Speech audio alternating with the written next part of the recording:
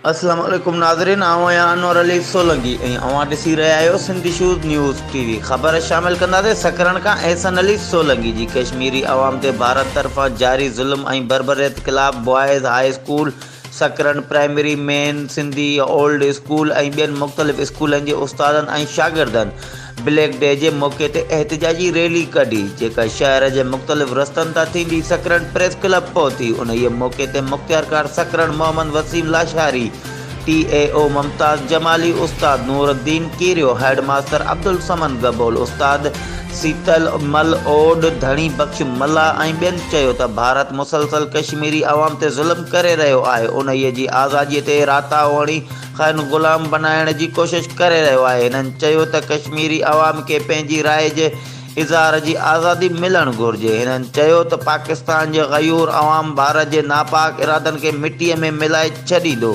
ऐं कश्मीरी अवाम सां हर मुश्किल में गॾु बीहंदो। उन खां अॻु स्पार्क स्कूल ज़ेड सकरण में पिणु मज़लूम कश्मीरियुनि ते भारत जे ज़ुल्म ख़िलाफ़ कारो ॾींहुं मल्हायो वियो जिते शागिर्दनि तक़रीरूं पिणु कयूं। वधीक ख़बरुनि ऐं अपडेट्स लाइ ॾिसंदा रहो सिंधी शूज़ न्यूज़ टीवी।